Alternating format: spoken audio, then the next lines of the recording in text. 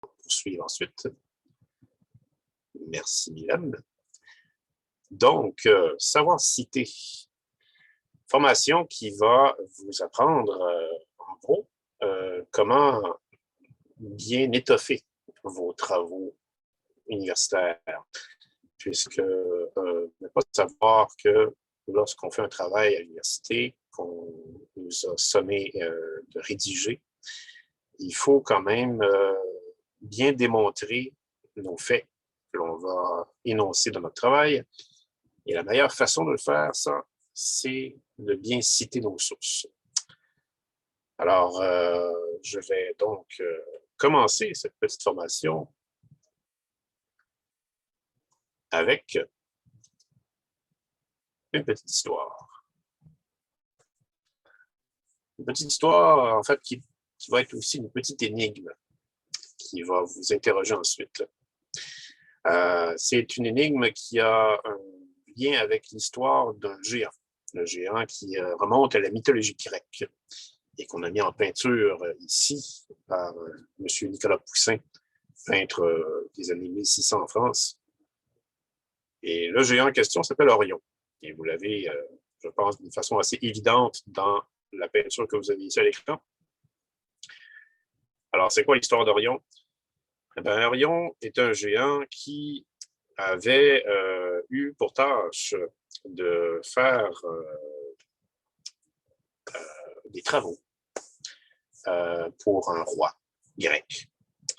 Et ces travaux-là, entre autres, c'était de nettoyer les écuries de ce roi. Donc, il l'a fait, notre Orion. Il était amoureux, par contre, de la fille du roi en faisant ses tâches. Il est tombé amoureux de la fille du roi. Le roi n'avait absolument aucune envie de donner sa fille à un géant pour la donner en mariage. Alors, plutôt que de le rejeter en craignant sa colère, il a demandé à ses serviteurs de lui crever les yeux lorsqu'il était endormi avant de repartir loin du domaine du roi. Et puis, ben, les serviteurs se sont exécutés et notre pauvre Orion est tombé aveugle au lendemain matin. Alors, il a dû fuir en exil, mais il voulait aussi retrouver la vue.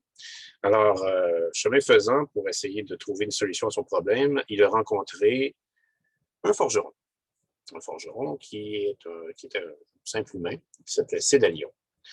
Et qui était très sympathique, ce forgeron, parce qu'il avait un peu pitié de notre géant Orion. Et il lui a dit, écoute, je vois que tu ne vois rien. Alors, comme tu ne vois rien, je suis bien prêt à t'aider à retrouver la vue, parce que je sais comment tu pourrais retrouver la vue. Alors, évidemment, Orion n'a pas refusé cette aide. Et Cédalion a dit, par contre, pour t'aider et pour m'aider, moi aussi, à t'aider, toi, je vais avoir besoin d'un peu plus de perspective. Et si je pouvais grimper sur tes épaules, eh bien, ça irait mieux. Parce que, vois-tu, la solution à ton problème, c'est de te diriger vers le soleil. Et quand tu vas atteindre le soleil, eh bien, tu vas retrouver la vue. Alors, Orion s'est exécuté, a aidé notre ami, l'a mis sur ses épaules, et c'est la scène que vous voyez présentement qui se déroule. Orion en train de chercher la lumière du soleil.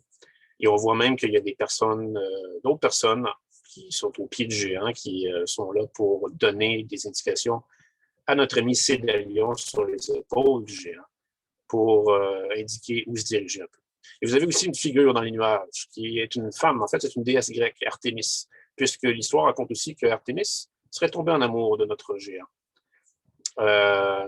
Parce qu'elle était très attirée vers lui, elle voyait en lui un compère idéal, parce que Artémis, voyez-vous, c'était aussi la déesse de la chasse. Et Orion était un excellent chasseur, on le voit avec son arc en main. Mais malgré les tentatives d'Artémis de séduire Orion, Orion était quand même dévoué à vouloir retrouver la vue à tout prix. C'est ce qu'il a fini par faire. Maintenant, toute cette petite histoire, c'est pour vous poser la question suivante. C'est-à-dire qu'il y aurait une phrase dans les quatre qui vont suivre qui pourrait être associée à bien rédiger un document académique. Donc, l'image que vous venez de voir et l'histoire qui est reliée à ça pourrait être symbolisée par une de ces phrases. La question maintenant, laquelle, selon vous, serait la plus adéquate? Est-ce que ce serait, il faut s'entourer de gens qui vont bien nous guider pour rédiger un document académique? Ou plutôt, est-ce qu'il faut fixer un seul objectif de recherche et foncer vers sa réponse?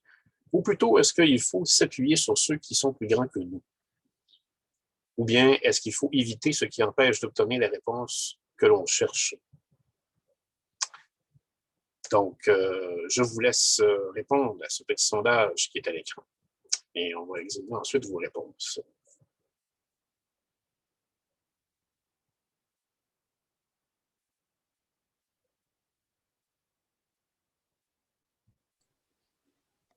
Alors, les gens répondent tranquillement, pas vite. On en est à la moitié, donc on vous laisse encore quelques instants.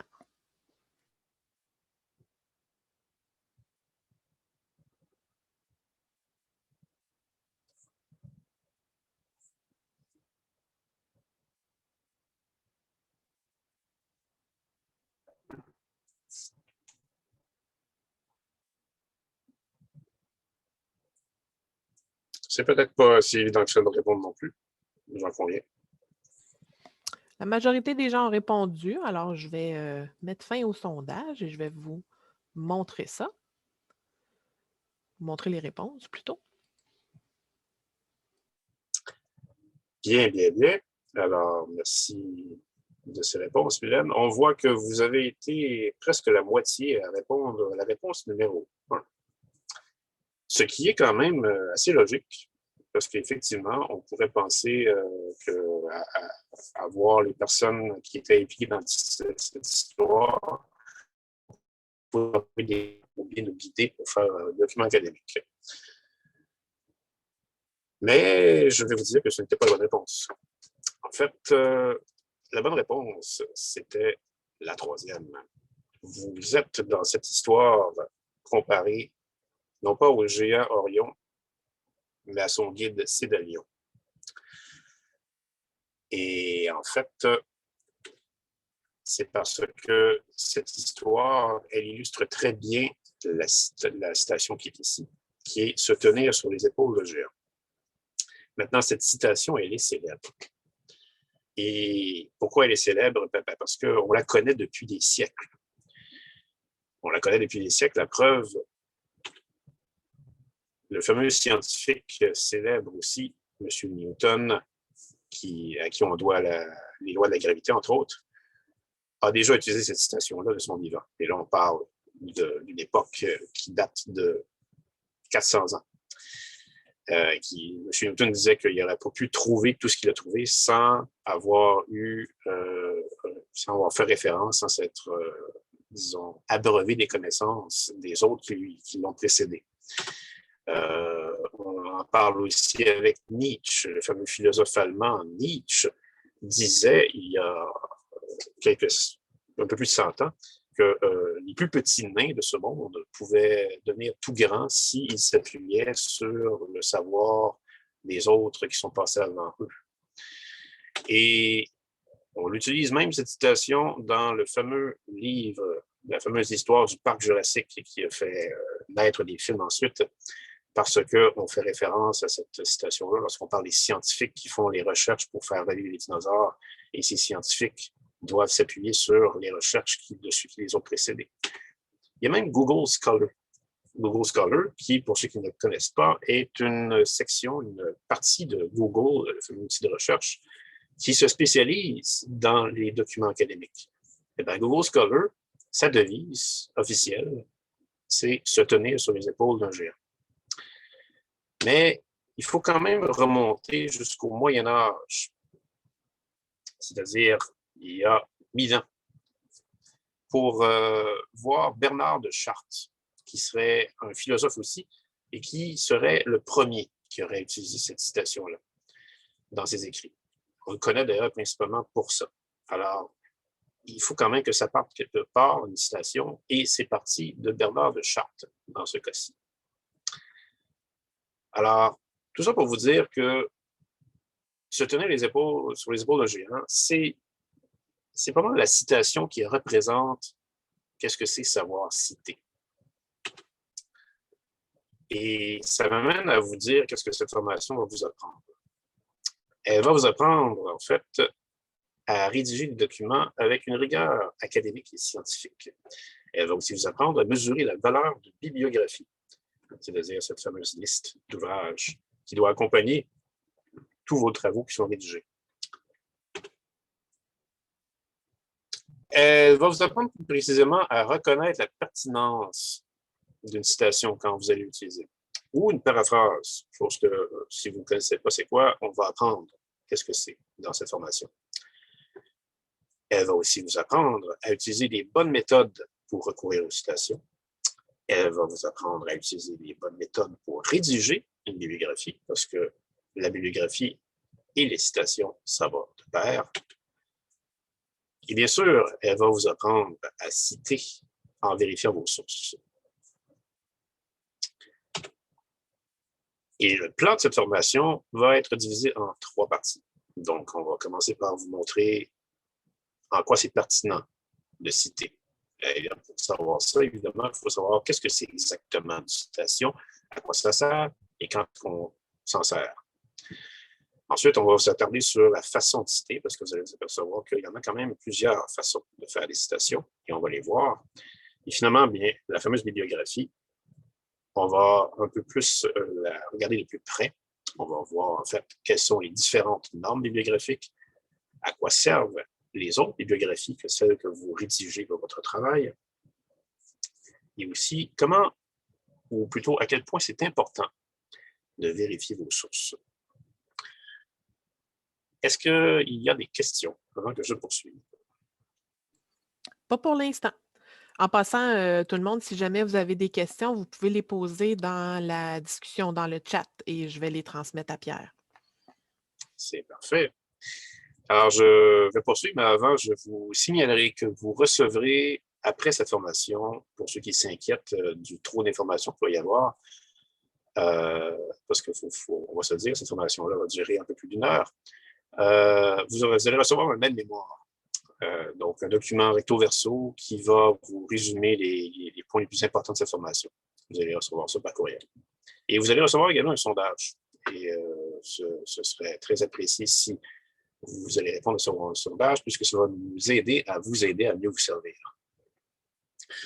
Donc, je poursuis avec notre formation en commençant par la pertinence de citer. Alors, rien de tel pour savoir quelle est la pertinence de citer que de briser la glace avec une question. Et cette question, c'est quoi une citation? Et ici encore, je vais vous interroger. Je vais vous demander, parmi les 4 exemples que l'on a à l'écran ici, quelle serait ou quelles sont les citations que l'on voit ici? Qu'est-ce qui peut être considéré finalement comme une citation dans ces 4 exemples? Est-ce que c'est le premier où on parle du sfumato, qui est une technique en peinture italienne qui signifierait enfumer? Est-ce que c'est plutôt la deuxième qui parle d'un certain Malraux et de son discours où il compare Léonard de Vinci, en fait, compare la Joconde de Léonard de Vinci avec ce qu'on connaissait de la Grèce antique? Est-ce que c'est plutôt la troisième où on parle des liens étroits entre Léonard de Vinci et la famille de la femme qui aurait servi de modèle pour la fameuse Joconde? Ou est-ce qu'on parle plutôt de la Joconde elle-même, c'est-à-dire de cette image que vous avez à droite? Évidemment, vous avez deviné que le thème de ces citations, c'est la fameuse Joconde, cette fameuse peinture que je pense que tout le monde connaît ici. Donc, vous avez le choix de réponse à l'écran. Et en fait, vous allez vous apercevoir qu'il y en a plus qu'une citation dans ces 4 exemples. Donc, est-ce que c'est A et B, B et C, C et D, B et C, D, ou les 4 sont des citations?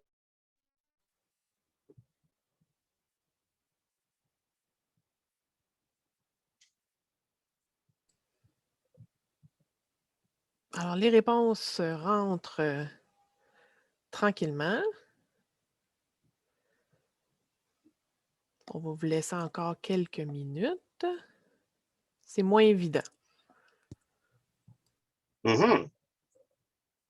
Évidemment, il faut prendre un peu la peine de les voir. Si jamais il y a des gens qui ont une version de Zoom qui n'affiche pas les petits sondages qu'on fait, vous pouvez répondre dans le chat. Oui, effectivement.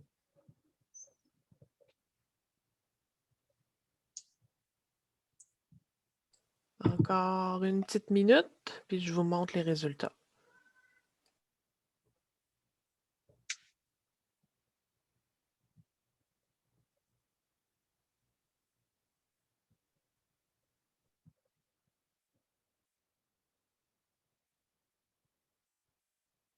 Bien, bien, bien. Alors, c'est intéressant, vous avez été quand même assez varié dans vos réponses.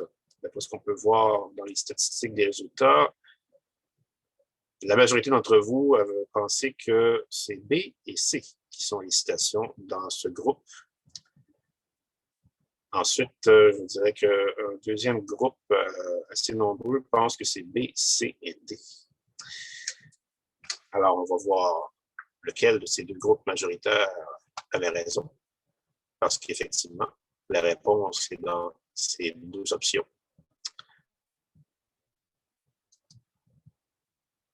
La bonne réponse, c'était B, C et D. Donc, effectivement, le portrait de la Joconde fait partie d'une citation. C'est effectivement une citation parce que vous allez voir qu'il n'y a pas que les phrases que l'on peut citer lorsqu'on parle de citation. Maintenant, pourquoi A n'est pas une citation? Eh bien, on va le voir de plus près, mais il faut savoir évidemment que ce qui trahit le fait que B et C sont des citations, c'est ce qu'on trouve à la fin des phrases. Donc, le petit chiffre 75 à la fin de la phrase B et ce qu'on voit en parenthèse, Coignard 2005 à la fin de la phrase C. C'est ce qui nous indique que ça pourrait être des citations. Donc, c'est quoi une citation en fait? Ben, une citation, c'est la façon que vous dites à vos lecteurs que vous avez utilisé quelque chose qui vient d'ailleurs. Et quand vous faites une citation, vous devez savoir qu'il y a toujours une référence qui doit l'accompagner. Et cette référence va être située dans votre bibliographie à la fin de votre travail.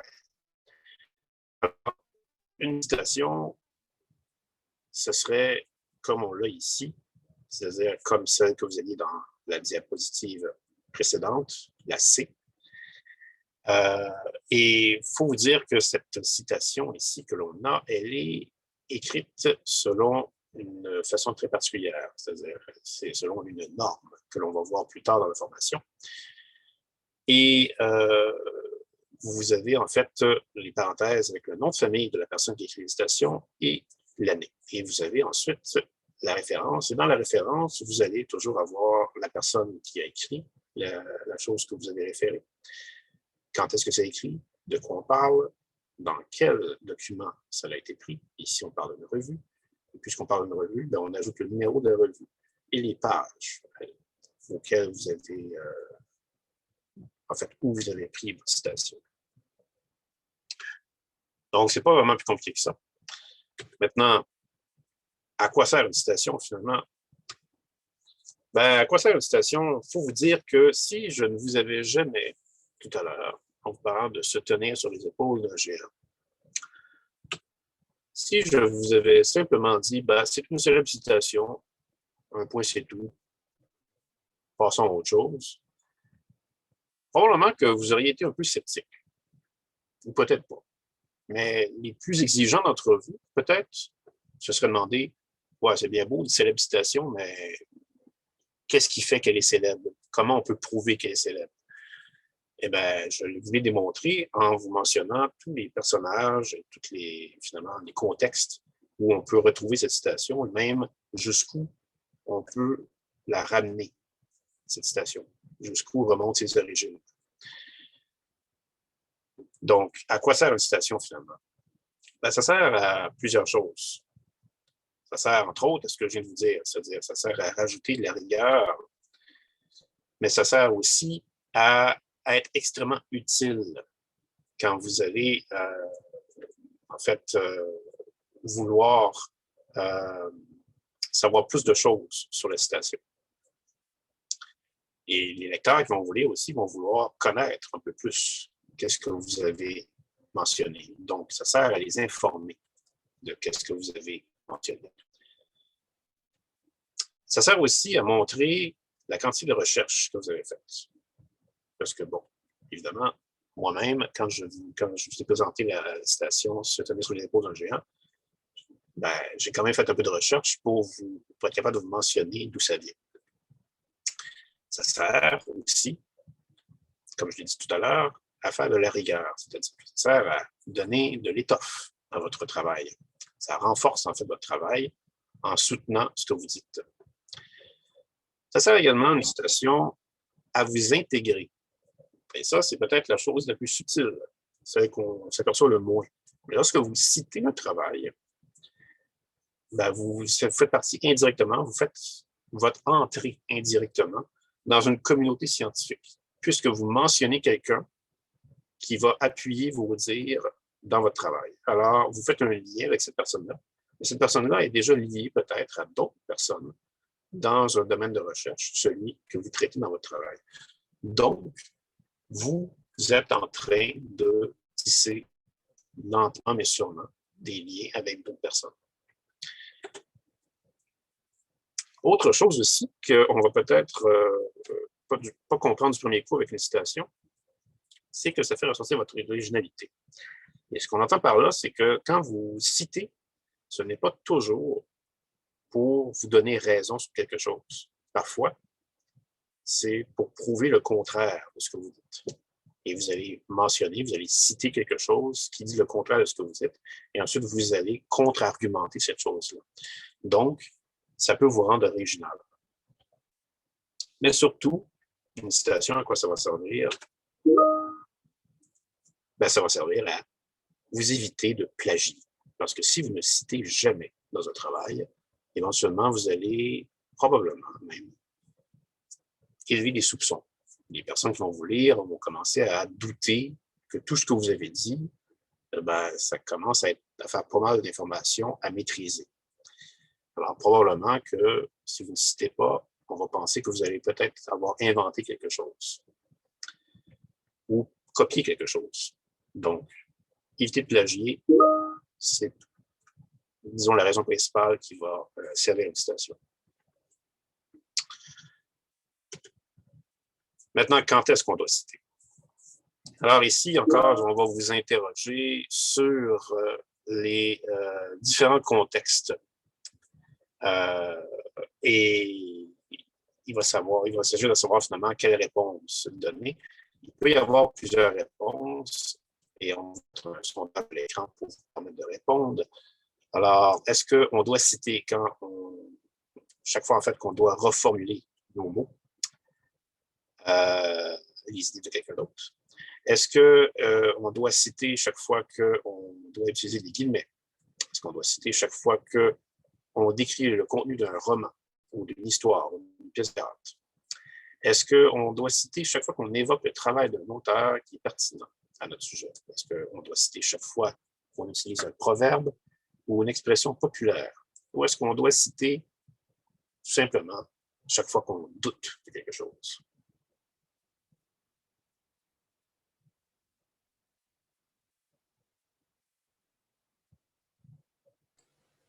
Alors, on vous laisse quelques minutes pour répondre et on va vous montrer le résultat après.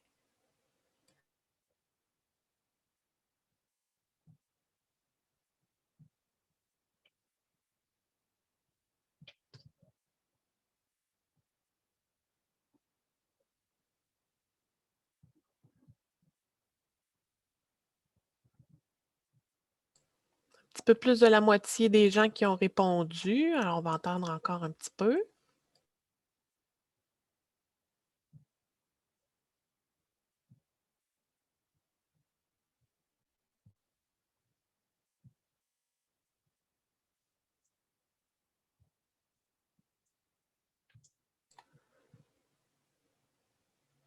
OK, parfait. Je vous montre ça.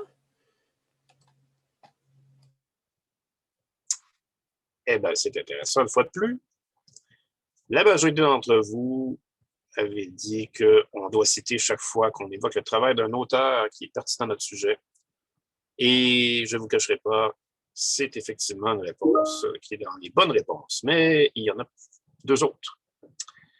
Et je vous dirais que la deuxième a été aussi trouvée par un grand nombre d'entre vous. La deuxième plus populaire, c'est aussi une bonne réponse. Alors, voyons voir quelles sont les réponses. C'est la A, la D et la F. Donc, chaque fois que vous reformulez en vos mots les idées de quelqu'un d'autre, effectivement, vous devez faire une citation. Et ça veut dire que ça n'a pas besoin d'être nécessairement à être entre guillemets ce que vous êtes. Et c'est d'ailleurs pourquoi la réponse B n'est pas bonne, parce que vous pouvez parfois citer sans utiliser de guillemets. Chaque fois que vous décrivez le contenu d'un roman, d'une histoire, non, malheureusement, ce n'est pas une bonne réponse parce que vous pourriez littéralement faire un résumé d'un film ou d'une pièce de théâtre. À ce moment-là, vous n'allez pas citer le travail du résumé au complet. Donc, ce n'est pas nécessairement une bonne réponse de dire que chaque fois que vous écrivez le contenu d'un roman ou d'une histoire, c'est cité. Chaque fois que vous évoquez le travail d'un auteur qui est pertinent à votre sujet, oui, ça va de soi, c'est probablement la façon la plus évidente de citer.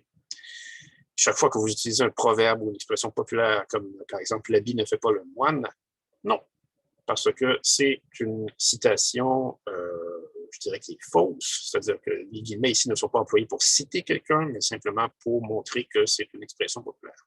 Chaque fois que vous doutez, vous avez été peu nombreux à répondre ça, mais c'est pourtant une bonne réponse. Quand vous doutez, quand vous n'êtes pas tellement certain que ce que vous dites pourrait être utilisé contre vous comme étant quelque chose qu'on pourrait vous accuser d'avoir copié, eh bien, n'hésitez pas.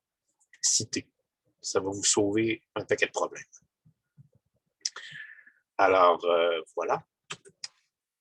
Maintenant, voici un petit tableau qui pourrait vous aider à mieux saisir, à mieux comprendre du premier coup quand vous devez citer et qu'est-ce que vous devez citer. Et d'ailleurs, j'ai cité ce tableau, vous le voyez, il vient d'un monsieur Harris dans un livre qu'il a écrit en 2001. Et ce livre s'intitule The Plagiarism Handbook, Strategies for Preventing, Detecting and Dealing with Plagiarism. Alors, c'est un livre, finalement, qui a pour objectif de vous éviter de passer pour quelqu'un qui va faire du plagiat. Alors, qu'est-ce que vous devez citer? Ben, quand ce sont les mots de quelqu'un d'autre, forcément, oui, vous les citez en guillemets. Si ce ne sont pas les mots de quelqu'un d'autre, demandez-vous si ce sont les idées de quelqu'un d'autre. À ce moment-là, vous devez toujours les citer.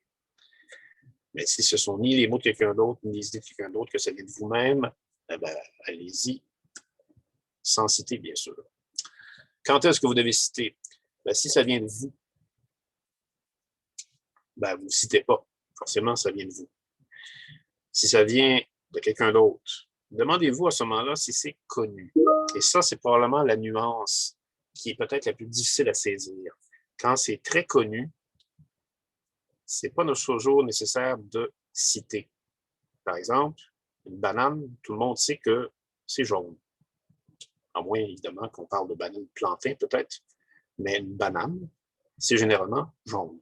Alors, si vous dites qu'une banane est jaune dans votre texte, ne commencez pas à citer une source qui dit qu'une banane est jaune. Donc, voilà. Ce petit tableau, vous allez l'avoir dans votre tête mémoire. Maintenant,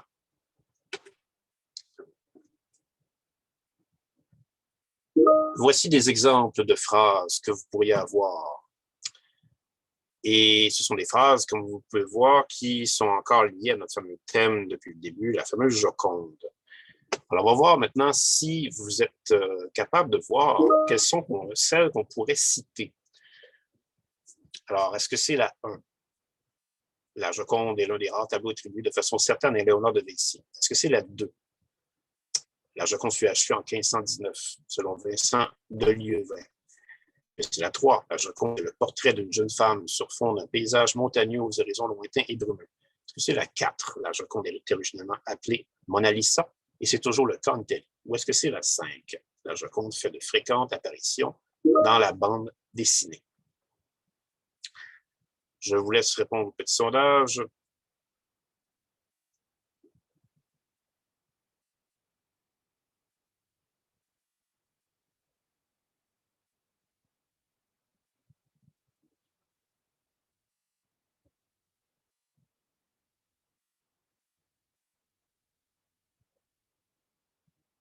Il y en a plus qu'une, forcément, puisque la question, c'est lesquelles devrait-on citer?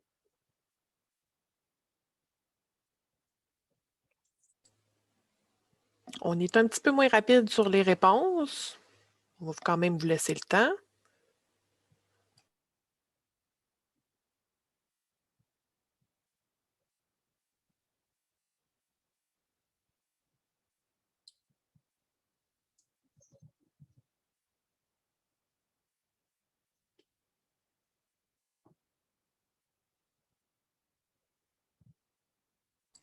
Ah, c'est intéressant comme résultat. On va attendre un petit instant encore et je vous montre ça.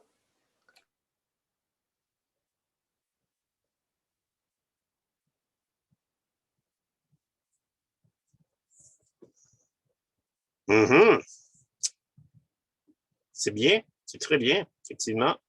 Donc, réponse les plus populaires, la numéro 2, qui était achevée en 1519 selon Vincent de Lieuvin. La deuxième plus populaire, donc, la Joconde est originalement appelée Mona Lisa et c'est toujours le cas en Italie.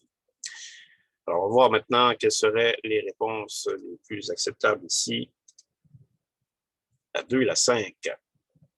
Alors oui, vous avez effectivement raison, en grande majorité, lorsqu'on parle de la 2, on parle d'une information assez précise, 1519 selon Vincent de Lieuvin. La phrase le dit elle-même, en fait, on mentionne les propos de quelqu'un, alors on va citer cette personne-là. La première, eh bien, c'est un exemple, ça, qui fait partie des informations qui sont très connues. Alors, en prenant ça pour acquis, on n'a pas vraiment besoin de citer ici. La Joconde est le portrait d'une jeune femme sur fond d'un paysage montagneux aux horizons lointains et brumeux. C'est simplement la description du tableau. Alors, il n'y a pas lieu de citer ici. La Joconde est originalement appelée Mona Lisa et c'est toujours le cas en Italie. Vous avez été nombreux à penser que cette citation-là pouvait, en fait, cette phrase-là pouvait être une citation. C'est discutable, je vous dirais. Le consensus, par contre, va aller souvent vers le fait qu'on n'a pas besoin de citer, puisque l'expression Mona Lisa est très, très connue ici. À vrai dire, il y a même des personnes, lorsqu'on va leur montrer le portrait de la Joconde, ils vont plutôt dire Mona Lisa. Et la Joconde va peut-être même leur être inconnue comme expression. Mais évidemment, c'est toujours le cas en Italie. Ça pourrait être la partie de la phrase qui est discutable. C'est-à-dire que le fait qu'on mentionne que c'est toujours le cas en Italie pourrait faire en sorte qu'ici, on a une information un peu plus précise et que ça pourrait effectivement être débattu comme étant une phrase que l'on pourrait citer. La Joconde fait de fréquentes apparitions dans la bande dessinée. Ben ça, c'est quelque chose, je vous dirais, qui est quand même moins connu. Et dans ce sens que ce n'est pas tout le monde sur la planète qui sont des fervents passionnés de bande dessinée. Alors, pour monsieur, madame, tout le monde qui n'a pas grand-chose à la bande dessinée, eh bien, cette personne-là, si on lui dit « La Joconde fait de fréquentes apparitions dans la bande dessinée », bien, le néophyte en bande dessinée va se dire « D'accord, je veux bien te croire, mais est-ce que tu as des preuves de ça? Parce que moi, je ne lis jamais de bande dessinée. » Alors, c'est à ce moment-là que c'est important de démontrer ce que vous avancez. Quand vous parlez d'un domaine qui pourrait être très susceptible d'être spécialisé, comme la bande dessinée l'est, ben, c'est toujours mieux de faire une citation avec ça. Alors voilà. Ça fait le tour de la première partie. Est-ce qu'on a des questions? Oui. Il y a une personne qui se demande, lorsqu'on cite une information qui provient d'une thèse, est-ce que les mêmes règles s'appliquent ou est-ce que c'est différent? La question est excellente. Et la réponse, je vous dirais que qui est toujours la même règle. Il n'y a pas de différence du fait que c'est une thèse. Mais je ne sais pas vraiment exactement en quel sens la question se pose. J'imagine qu'on veut savoir des précisions sur la façon de citer la thèse, c'est ça? Je sais pas. Moi, j'avais l'impression que c'est lorsqu'on puise une information provenant d'une thèse, ou est-ce que vous voulez plutôt dire comment citer une thèse? Il y avait une suite à sa question aussi. Donc, une conception que j'avais déjà, même si elle se retrouve dans une lecture, je n'ai pas à la citer. Il faut faire attention. Une conception que vous avez déjà, ce n'est pas nécessairement une conception que vos lecteurs vont avoir. Quand vous citez, vous devez toujours vous mettre dans les souliers des personnes qui vont vous lire. Parce que c'est toujours plus prudent de se dire que la personne qui va vous lire, peut-être qu'elle ne connaît pas vos sujets. Si par contre, vous faites un document et vous adressez, vous êtes certain ou certaine que la personne qui va vous lire, elle connaît très bien le domaine de recherche sur lequel vous travaillez, ben, vous n'allez pas commencer, vous n'avez pas besoin de commencer à citer tout ce que vous allez dire dans votre document par rapport à ce domaine de recherche-là. C'est quand vous allez peut-être sortir un peu ou être plus pointu dans votre domaine de recherche que vous allez peut-être avoir besoin de citer. OK, merci.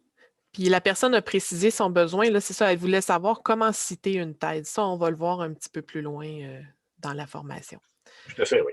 Puis on a une autre question d'une autre personne. Si on prend l'exemple de la Joconde et la bande dessinée, est-ce que nous devons prendre une ou plusieurs citations et laquelle? Ça dépend, je vous dirais, à quel point vous voulez convaincre votre lecteur ou à quel point vous voulez faire preuve de rigueur.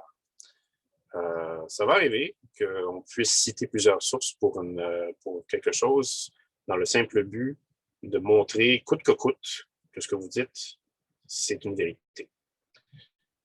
Mais ça peut arriver aussi que vous ayez simplement besoin d'une source à citer. Laquelle?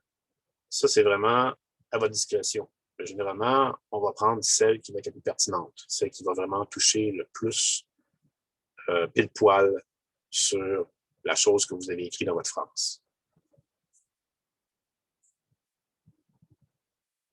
C'est tout pour les questions pour le moment. C'est bien, merci Mylène. Alors, la manière de citer. Bon, la manière de citer, vous devez comprendre qu'il y en a une qui est quand même assez répandue. C'est la citation textuelle. Et la citation textuelle, il faut vous dire que lorsqu'on l'utilise, on peut l'utiliser de deux façons. Et ces deux façons sont quand même assez méthodiques. Elles sont assez précises dans les contextes de leur utilisation. La première étant la numéro 1. Ce que vous citez textuellement, vous allez généralement utiliser les guillemets parce que ça le dit. Vous êtes en train de citer textuellement. Donc, vous empruntez littéralement les mots du texte que vous citez. Alors, vous allez prendre la phrase que vous citez, vous allez la mettre en guillemets et vous allez l'insérer dans votre texte.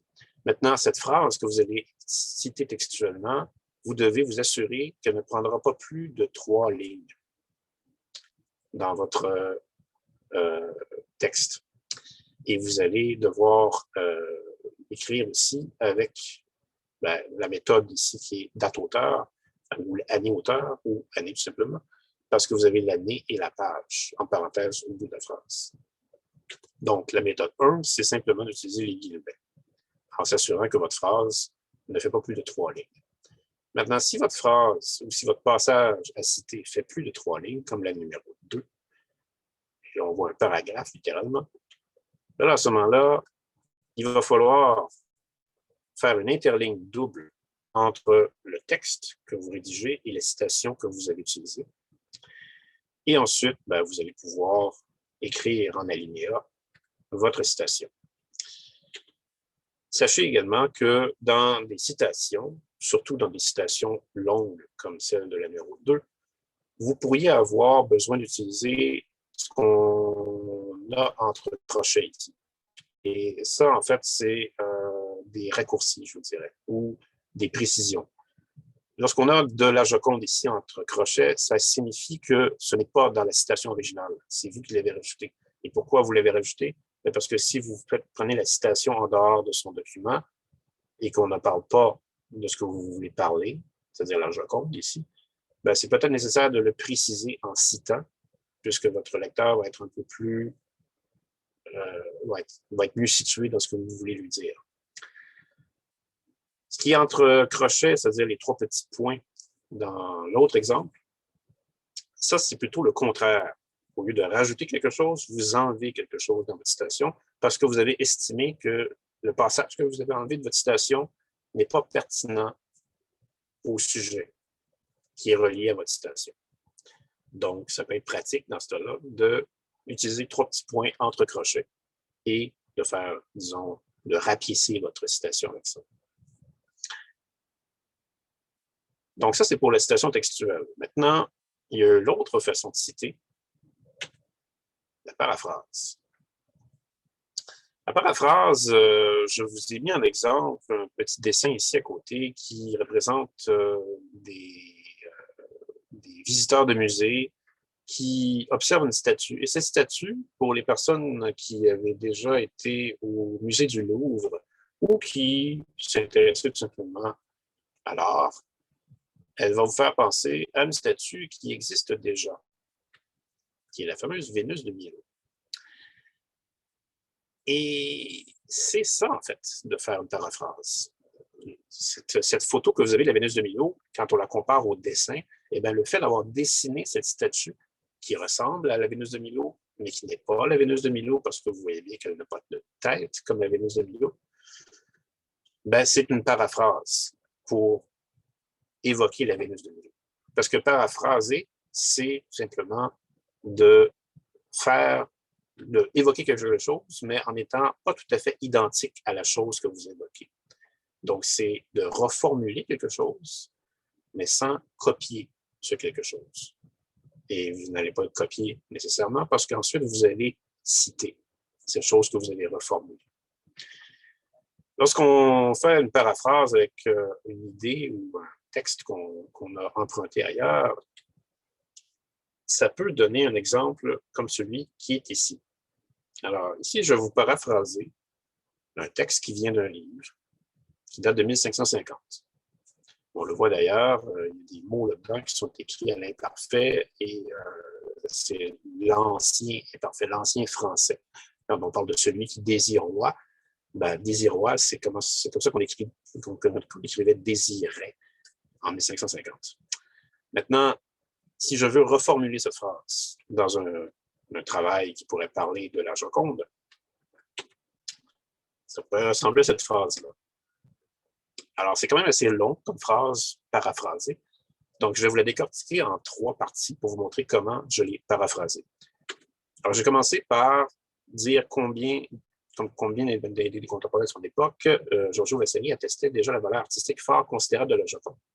Donc, je parle de M. Vasari, qui finalement est le monsieur qui a écrit le livre, et je dis qu'il attestait la valeur artistique fort considérable de la Joconde. Ça, c'est la paraphrase de la Joconde jouissait déjà d'une grande considération de ses contemporains à la Renaissance. Parce que dans son livre, Vasari dit que la Joconde était très considérée. Alors, c'est ce que j'ai reformulé en bas. Ensuite, en vantant le raffinement du portrait jusque dans ses plus menus détails. Donc, je explique que Vasari connaissait assez bien la Joconde pour pointer ces détails. Ça, c'est la paraphrase de Giorgio Vasari en témoigne lorsqu'il dit, et là je m'en vais tout de suite à la fin, que les moindres choses sont rendues dans cette tête avec la plus grande finesse. Donc, on voit ici, les détails de la Joconde sont explicités par les moindres choses sont rendues dans cette tête avec la plus grande finesse. Et finalement, la 3e partie de la paraphrase, ce faisant, il consacrait l'œuvre comme archétype de l'art inspiré par la nature.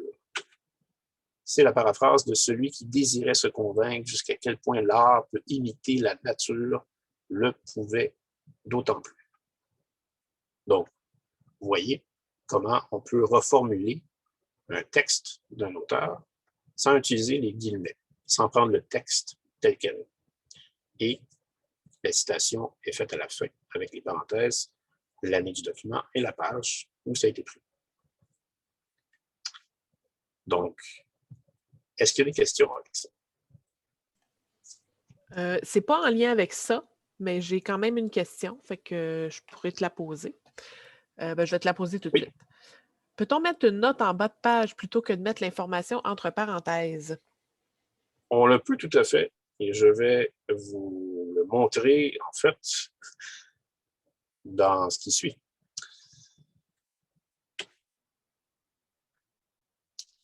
Puisque mettre une note en bas de page, ça fait partie de l'autre manière de citer. Là, on vient de voir comment citer selon l'écriture de la citation. Mais il y a aussi les normes de la citation, c'est-à-dire référer la citation. Comment on réfère la citation?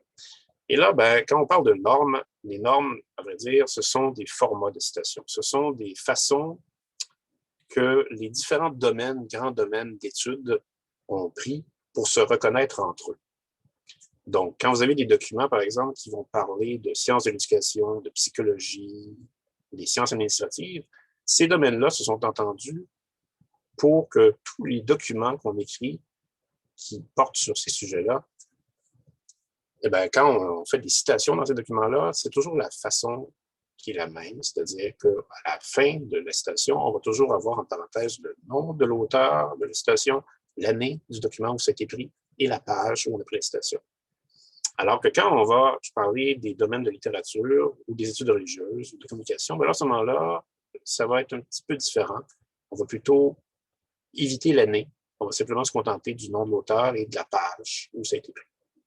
Alors que quand on parle de biologie physique, là, c'est plutôt la page qui n'est pas importante, mais on va quand même insister sur l'année. Ça, c'est les méthodes date-auteur. La note en bas de page, c'est lorsqu'on fait des travaux en histoire de l'art, en anthropologie, en philosophie. Eux, ils se sont entendus pour dire que faire une citation, c'est écrire un petit chiffre en exposant à la fin de la phrase que l'on veut citer et de faire une note en bas de page à la fin, plutôt en bas de la page où on a fait la citation. Alors que quand on a dans les normes de l'ingénierie informatique et aéronautique, à ce moment-là, eux, c'est un peu similaire. Ils vont mettre un chiffre entre crochets à la fin qui va faire référence directement au même chiffre que l'on voit dans la liste des ouvrages à la bibliographie à la fin. Donc ça répond probablement à la question de la note en bas de page. Ça dépend simplement de la norme que vous utilisez. À la bibliothèque Athéluc, on vous suggère d'utiliser les normes APA, c'est-à-dire celles qui sont en haut de ces normes-là, selon M. Provost. C'est un petit peu nuancé des normes APA, mais c'est très, très subtil. Mais cela dit, vous êtes absolument libre d'utiliser les normes que vous voulez. Ou bien utiliser la norme que votre professeur vous demande d'utiliser. Oui, effectivement. Ça, je vous dirais même que c'est peut-être la chose qui est la plus adéquate à faire. Comme ça, vous allez éviter les confusions. Maintenant, je vous ai parlé des normes, j'ai parlé de la manière de faire la citation entre textuel et paraphrasé. Il me reste à vous parler du format documentaire parce que je vous avais un peu piégé au début avec la question qu'est-ce qu'une citation? Certains d'entre vous n'aviez pas vu que l'image de la Joconde était une citation. Eh bien, oui, les formats peuvent aussi avoir un impact sur la manière de citer. Et pour le montrer, je vais inviter ma collègue Mylène à aller sur le site de la bibliothèque, exactement à l'endroit que vous voyez sur la diapositive ici. Donc, elle va aller dans la section Savoir rédiger, elle va aller sur Normes APA Provost, et elle va aller dans les cas particuliers.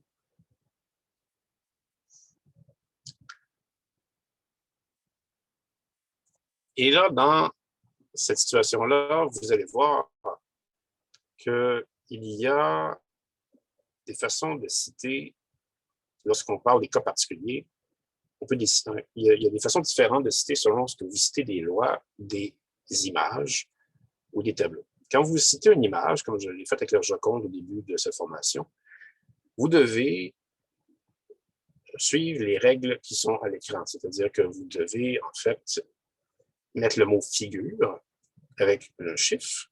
Généralement, vous y allez en ordre des images que vous avez dans votre document. Donc, si c'est la première image que vous citez, vous faites figure 1.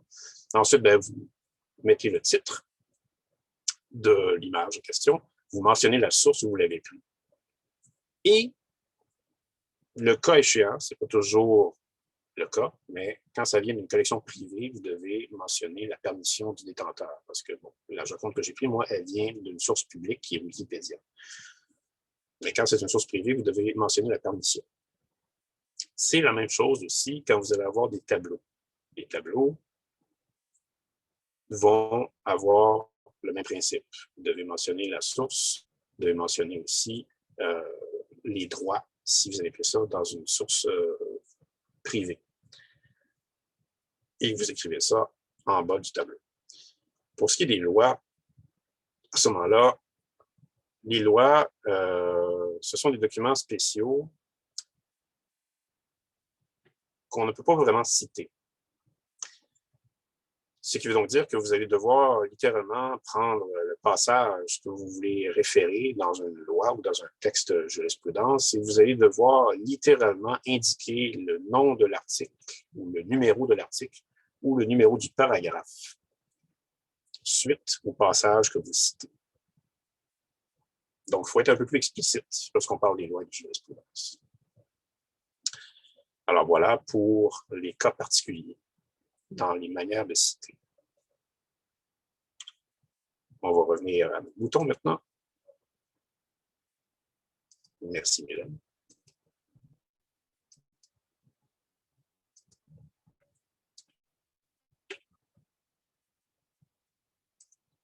Et en revenant à nos moutons, maintenant, c'est l'heure de vous tester. Donc, je vous avais dit tout à l'heure que la bibliothèque TELUC vous suggère d'adopter les normes de l'American Psychologist Association, les APA, selon l'édition 2016 des normes de présentation d'un travail de recherche de M. Marc-André Provost. Et voici ce que ça donne comme exemple quand vous avez une citation utilisant ces normes précisément. Alors, on peut voir que selon cette citation-là, on reconnaît qu'il y a un seul document qui est cité et qui est écrit par un seul auteur. Donc, quand vous référez une citation, selon le nombre de documents ou la nature du document, il va y avoir des petites subtilités à respecter, toujours selon les normes APA pour vous, évidemment. Alors, je vais vous montrer d'autres exemples. Ça va être à vous maintenant de m'identifier selon ce que vous observez dans la façon que ça a été cité. Simplement dire dans le chat qu'est-ce que vous croyez, qui est la nature de la citation. Donc, pour cette phrase-ci, par exemple, selon vous, qu'est-ce qu'on pourrait remarquer dans la citation?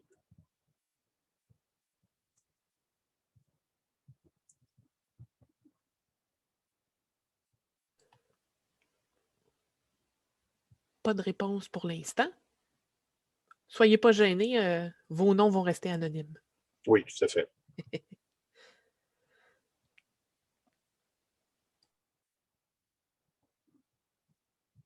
Alors, c'est juste simplement de regarder qu'est-ce qu'il y a entre les parenthèses. Ça devrait vous dire qu'est-ce qu'il y a de particulier dans cette citation-ci. Quelqu'un nous dit qu'il y a plusieurs auteurs. Quelqu'un nous dit qu'il y a 2 auteurs. Oui, tout à fait. C'est gentil de l'écrire, madame. Mais, oui, c'est ça. Les gens disent plusieurs ou 2 auteurs. Oui, effectivement, c'est plusieurs auteurs. En fait, c'est très précisément 2 auteurs, parce que l'on a Vitaly Rosati, le symbole « et » avec Sinatra. Dans cet exemple-ci, on aurait quoi?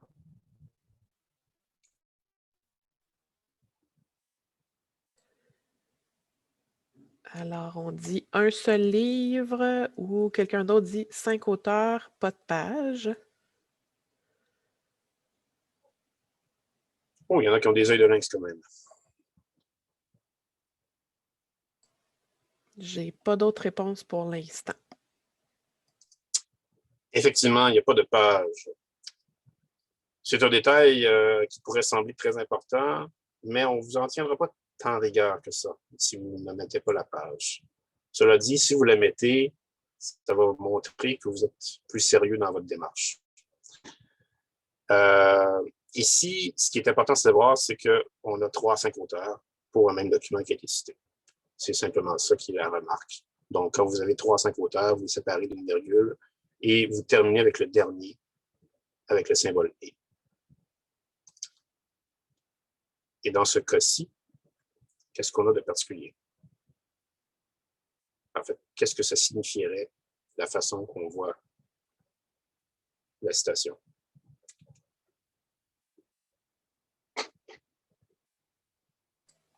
Alors, quelqu'un nous répond « al », ça veut dire « les autres ». C'est exact. Ou quelqu'un d'autre dit « 6 et plus ». 6 auteurs et plus. C'est exact aussi. Donc, effectivement, « et al » signifie les autres. Et c'est plus précisément lorsque vous avez 6 auteurs et plus à citer, pour éviter d'alourdir le document, vous écrivez le nom du premier auteur et ensuite vous faites « et al » pour remplacer les autres noms. Allons-y avec un autre exemple, cette fois-ci celui-ci. Alors, qu'est-ce qu'on peut remarquer ici?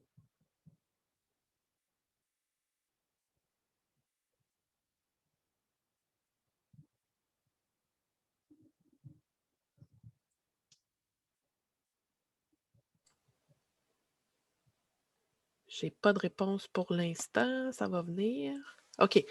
Plusieurs auteurs avec plusieurs ouvrages, 4 sources, plusieurs documents. Ça tourne autour de ça. Oui, ça tourne bien, parce que ça touche vraiment à la réponse. C'est plusieurs documents qui présentent une même idée. Et parmi ces plusieurs documents, on remarque qu'il y a un auteur qui est mentionné 2 fois, M. Youn.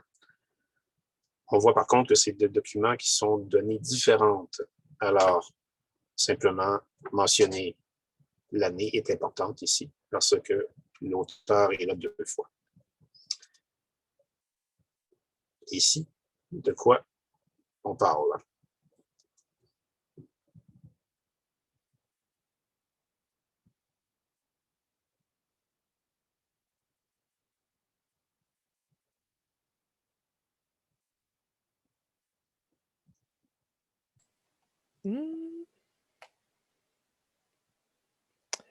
Un seul auteur et plusieurs ouvrages du même auteur.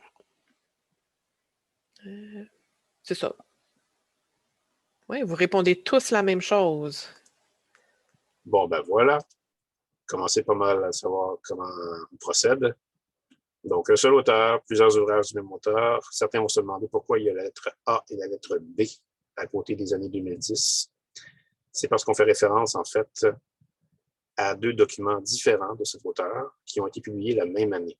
Alors, pour les différencier, on va écrire A et B pour chacun des documents qu'on va retrouver à la fin dans la bibliographie comme tel aussi.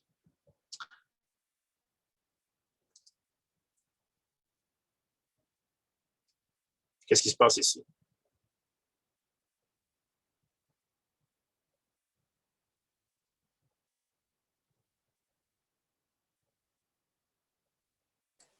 On me répond, les auteurs sont nommés dans le texte.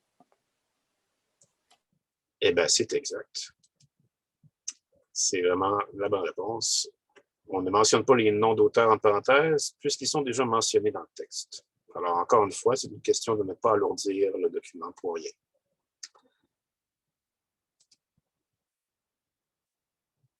Ici, quelle serait la particularité?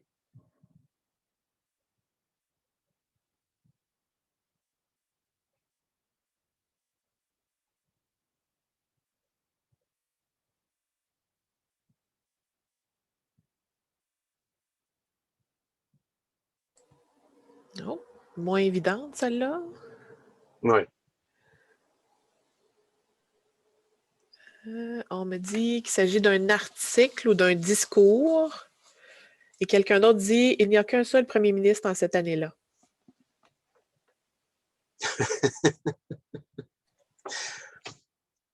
C'est quand même bon comme hypothèse.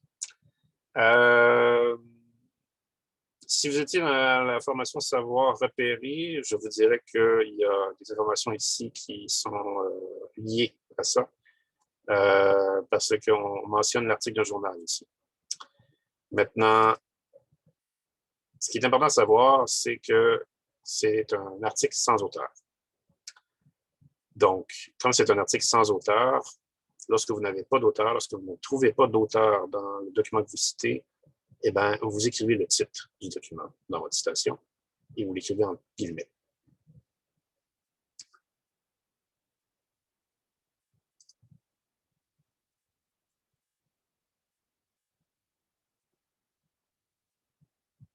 Qu'est-ce qu'on a ici?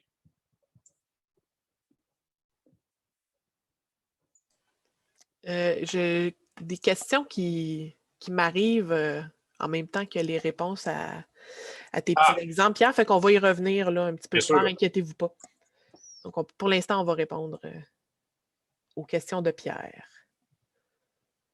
Quelqu'un me dit c'est le résultat d'une étude. C'est effectivement le résultat d'une étude, mais ça ne m'explique pas pourquoi la citation est faite comme ça.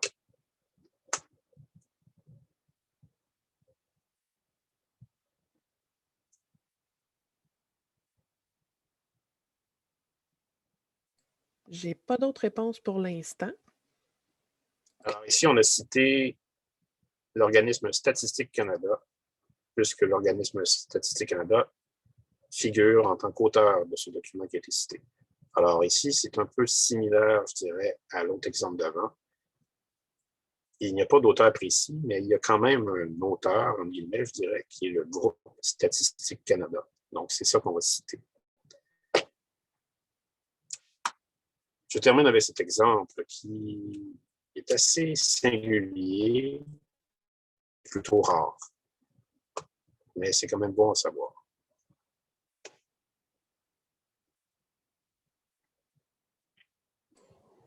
Alors, Pierre nous lance une colle s'il y a des gens qui veulent s'essayer.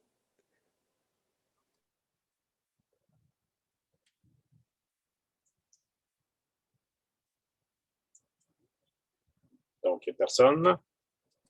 Pas pour l'instant. OK. Alors, ce qu'on a ici, c'est en fait la citation d'un pseudonyme. Alors, il s'agit de M. Henri Bell. Henri Bell était un écrivain français. Vous le connaissez probablement parce qu'il a écrit quand même des romans assez connus, Le Rouge et le Noir ou Le charme discret de la bourgeoisie. M. Bell, lorsqu'il écrivait, il écrivait sous un surnom. Alors, il écrivait sous le nom de Stendhal. En fait, quand vous allez citer quelqu'un qui a un pseudonyme, vous allez le citer avec son pseudonyme.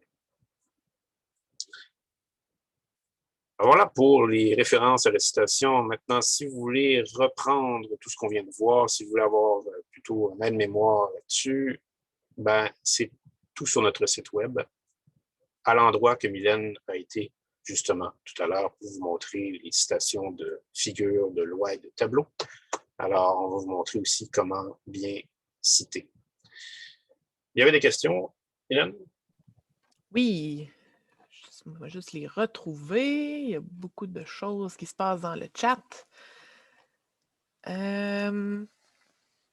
OK, il y a une personne qui demande, quand on parle de page, nous ne devons pas indiquer le nom du document. Je pense... Oh, mon petit minou qui s'en mêle. Je pense que la personne se demande là, à quel moment on indique le nom du document d'où provient notre citation. On y vient dans quelques instants, madame. Oui, effectivement, oui, on va venir à ça. Oui. Et il y avait une autre question, juste un petit instant que je la retrouve.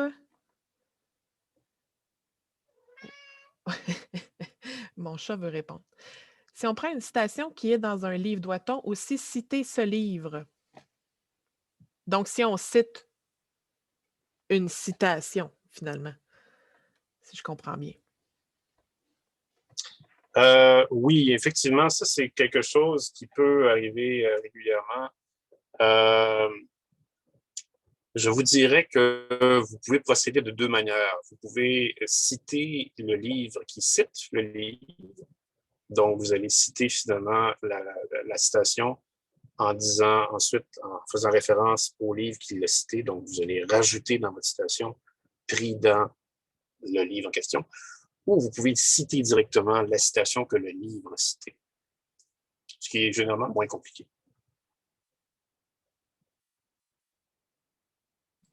Une autre question. Lorsque nous devons faire un travail en se référant à un seul livre, comment fait-on les références? Voyons, excusez-moi. Comment fait-on les références? Doit-on seulement indiquer la page? Et lorsqu'on fait des références à un livre, c'est ça? Quand on fait un travail qui se réfère à un seul livre, autrement dit, si je comprends bien votre question, c'est quand notre seule source de plusieurs citations, c'est un seul livre? C'est tout ça que vous voulez dire? Oui, il me répond oui. Et la question, c'est de savoir si on cite seulement avec la page du livre, c'est ça? Doit-on seulement indiquer la page? Ben, en fait, c'est que dans chaque citation, parce qu'on va le voir là, tout de suite après, mais on a des excusez-moi, on a des citations et ensuite, dans la liste de références, on va avoir la référence complète de votre livre. Donc, vos citations vont avoir les pages de chaque extrait, si vous voulez. Oui. Puis, dans la liste de références, vous allez avoir la référence au long. Pierre va tout vous montrer ça dans quelques instants. Oui, exactement. Mais c'est bien, vous devancez ma formation. Oui, je m'excuse, je t'ai volé ton punch, Pierre. Ah, non, ça va. C'est mon petit minou qui me déconcentre. Bon, c'est correct, ça fait de l'ambiance. Parfait. Est-ce qu'il y avait d'autres questions? Est-ce qu'on peut copier et coller des paragraphes et mettre des références après? Copier-coller les paragraphes, mettre des références. Donc, si je comprends bien, ça serait une citation textuelle. Oui, c'est ça. Oui, c'est possible, effectivement, mais là, à ce moment-là, ça va faire en sorte que vous allez devoir faire la méthode de cité textuelle numéro 2 que je vais montrer tout à l'heure. Votre paragraphe va devoir être en retrait du reste de votre texte avec une alinéa. Et vous allez devoir aussi le séparer, ce paragraphe-là, d'une double interligne du reste de votre texte. Et vous n'avez pas besoin de mettre des guillemets. Il n'y a pas d'autres questions pour l'instant. C'est bien. Ben, parfait. On passe donc à la troisième et dernière partie de cette formation, la bibliographie. Alors, la bibliographie, vous devez savoir qu'elle a des normes comme les normes pour citer.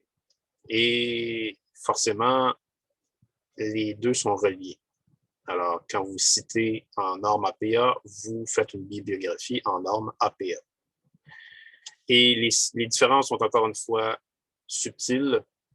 Faire une bibliographie plutôt en norme APA, vous allez tout de suite voir que l'année du document, elle est inscrite plutôt suite à l'auteur, en parenthèse, alors que quand vous êtes en MLA ou en CSE, enfin en CSE, c'est après l'auteur, mais c'est pas de parenthèse. En MLA, c'est à la fin de la référence bibliographique. Quand vous avez les normes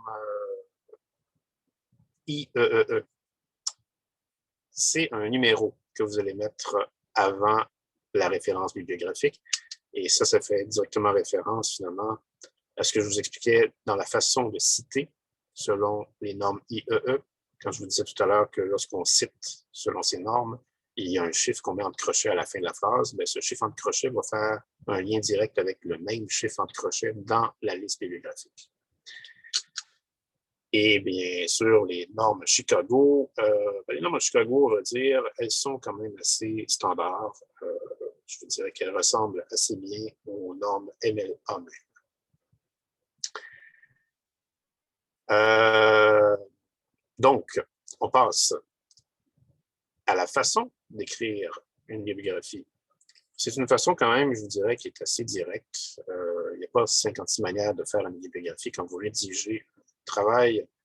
Ici, selon les méthodes APA, la façon de faire une bibliographie, dans le fond, c'est d'y aller au cas par cas, au fur et à mesure que vous rédigez votre travail.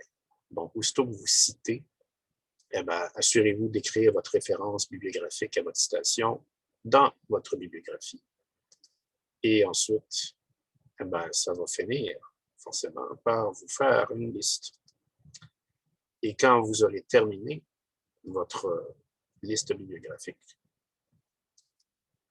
et bien ensuite, il va falloir vérifier si cette liste est en ordre alphabétique, ce qui n'est pas le cas ici. Donc, il va falloir la reformater en ordre alphabétique. Et puis, ben, ensuite, ce qui va se passer, c'est que vous aurez probablement un logiciel qui va pouvoir vous aider à faire ça. Il existe des logiciels qui peuvent permettre de faciliter la rédaction de bibliographie. EndNote en est un, Zotero en est un. On peut le faire aussi avec Excel, si vous voulez. Mais vous avez compris le principe. C'est vraiment pas sorcier de faire une bibliographie. Si vous voulez la faire en méthode IEEE, comme je vous mentionnais tout à l'heure, avec les chiffres entre crochets, et bien là, à ce moment-là, la grosse différence, c'est que vous n'aurez pas besoin du tout de faire un ordre alphabétique ensuite, puisque vous avez déjà numéroté en ordre numérique vos références. Et c'est comme ça que les bibliographies en ordre IEEE se font. Les bibliographies, il faut savoir, c'est un peu comme Facebook. C'est-à-dire que quand vous allez faire une bibliographie, sachez que votre bibliographie n'est pas une fin en soi. Les bibliographies, les documents que vous allez fouiller pour faire des citations peuvent être très utiles. Un peu comme dans Facebook, quand vous allez sur la page Facebook de quelqu'un, vous allez peut-être découvrir quelqu'un d'autre que vous connaissez qui connaît cette personne-là, alors vous allez pouvoir aller voir le profil de la personne que vous connaissez. Les bibliographies, c'est comme ça. Vous pouvez utiliser les bibliographies de documents, comme celui, par exemple, de la Joconde, si on la trouve sur Wikipédia. Essayez plutôt d'aller chercher la bibliographie de Wikipédia pour faire vos citations plutôt que Wikipédia. Parce que Wikipédia, ben, c'est quand même, c'est bien, mais c'est très général. Habituellement, quand vous faites une citation de Wikipédia, ça laisse un peu sur la fin. Ça manque un peu, je dirais, de sérieux. Si vous allez chercher plutôt les documents qui sont les notes et références en bas de la page de Wikipédia, là, à ce moment-là, il va y avoir des choses qui ont un peu plus de rigueur dans les choses que vous pouvez citer, dans les informations que vous pouvez citer. Et ça vaut la peine d'aller fouiller ces documents pour peut-être aller plus loin dans votre recherche et découvrir des choses que vous n'aviez pas pensé. Je termine avec vérifier vos sources. Et ça, en fait, ça fait un peu un clin d'œil à la question qu'on m'a demandé tout à l'heure, quand on me demandait est-ce qu'on peut citer un document qui est cité dans un document qu'on veut citer. Donc, on peut le faire, effectivement, mais attention. Si vous citez un document qui est déjà cité dans une source que vous avez utilisée, assurez-vous d'aller voir cette source avant de la citer. Parce que si vous ne le faites pas, vous allez peut-être être piégé et vous allez peut-être passer pour quelqu'un qui fait mal son travail, comme ça a été le cas pour un certain M. Larson, qui a fait une citation à propos de la valeur alimentaire des épinards. En 1995, il avait fait cette citation-là dans une revue très prestigieuse, à vrai dire, le Journal of Internal Medicine, qui est une revue très bien cotée dans le domaine de la santé. Il avait parlé des épinards, il avait dit que, selon cette phrase qu'on a ici, il avait dit qu'un dénommé M. Hemblin avait fait une recherche en 1981 démontrant que dans les années 30, il y avait un mythe qui persistait, comme quoi les épinards étaient une très riche source de fer. Et que ce mythe était en fait dû à des calculs scientifiques qui avaient été mal rédigés dans leurs résultats, puisque la valeur valeur numérique avait un chiffre décimal finalement, et on avait mal positionné la virgule dans le chiffre décimal, ce qui faisait en sorte qu'on avait l'impression que la valeur était plus grosse que c'était censé être. Maintenant, si M. Larson avait fait ses devoirs et s'il avait été voir le document de M. Hamblin et qu'il avait lu le page comme il faut, ben, il aurait vu que ce mythe n'était pas dans les années 30. Il était avant. Et c'est dans les années 30 plutôt que l'on a démystifié le mythe. Et qu'on s'est aperçu finalement que c'était à cause d'une erreur décimale qui avait été faite, parce que le mythe datait des années 1890. Et c'était à cause des scientifiques allemands, les chimistes allemands qui avaient étudié les épinards, qui avaient mal écrit les résultats. La preuve en est que c'était un mythe avant les années 30. Et bien, dans un livre de Mme Antoinette Peterson, qui est en fait un livre qui apprend l'alphabet aux enfants, on avait des images pour faire des exemples des lettres. Et le mot iron, fer en anglais, pour la lettre I, eh bien, il faisait référence avec les épinards. Et ça, c'est un document qui datait de 1918. Donc, la morale de cette histoire, c'est que si vous voulez citer un document, assurez-vous de bien connaître le document que vous avez cité, assurez-vous de l'avoir lu, parce que si quelqu'un d'autre lit votre travail et connaît la citation que vous avez faite et s'aperçoit que vous avez mal cité, eh bien, vous allez être pris au piège et vous allez probablement passer pour quelqu'un qui fait mal ses travaux. Donc, voilà. Ça termine cette formation. La conclusion, je vous dirais, c'est que si vous citez bien, vous allez éviter de passer pour quelqu'un qui fait du plagiat. Est-ce qu'on a des questions? Oui, on a 2 excellentes questions. La première étant, est-ce qu'on n'écrirait pas plutôt liste de références au lieu de bibliographie? Est-ce que ce serait possible de préciser la différence entre les deux? Oui, effectivement. La bibliographie inclut une liste de références, alors que la liste de références n'inclut pas la bibliographie. La différence fondamentale, c'est que quand vous faites une liste de références, vous allez faire la liste des sources que vous avez citées dans votre document. Quand vous faites une bibliographie, elle n'est pas obligée d'avoir uniquement des sources que vous avez citées. Elle peut aussi avoir des sources que vous n'avez pas citées, mais que vous avez consultées pour vous aider à faire votre travail. Parfait. Une autre bonne question. Peut-on utiliser plusieurs normes lorsqu'on écrit des citations et des bibliographies? C'est-à-dire plusieurs normes mélangées dans le travail. C'est ce que je comprends de la question, oui. Vaut mieux ne pas vaut mieux ne pas utiliser cette pratique, puisque ça va simplement faire de la confusion plus que d'autres choses. C'est ça. Donc, il faut s'en tenir vraiment pour un seul travail, on utilise une seule norme bibliographique. Oui. C'est vrai que ce serait tentant de mélanger les normes IEEE avec les normes APA parce que ça nous sauverait du temps pour faire la liste bibliographique à la fin. Mais c'est mieux de se retenir à une seule norme, en fait. Effectivement. Je n'ai pas d'autres questions pour l'instant. Si jamais il y a d'autres questions qui vous viennent, Pierre a mis sur la diapositive l'adresse biblio@telluc.ca. Gênez-vous pas pour nous écrire, on va vous répondre plus tard, il n'y a aucun problème. Oui, tout à fait. On est absolument là pour vous aider dans quoi que ce soit par rapport à cette formation ou toute autre question qui a des liens avec la bibliothèque. Sachez aussi qu'on peut vous montrer comment utiliser les outils bibliographiques comme Zotero et Note.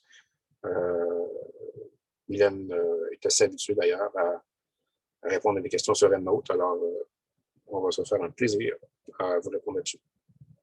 Oui, absolument. Donc, je pense que c'est tout. Bon, bien, parfait. Merci beaucoup d'être venu assister à cette formation, messieurs, dames. Et merci à toi, Mylène. C'était toujours un plaisir avec cette ambiance féline. Merci, Pierre. Et puis, je vous dis à la prochaine. Si vous avez d'autres questions, on risque sûrement de se recroiser par courriel. Alors, voilà. Merci beaucoup. Au revoir.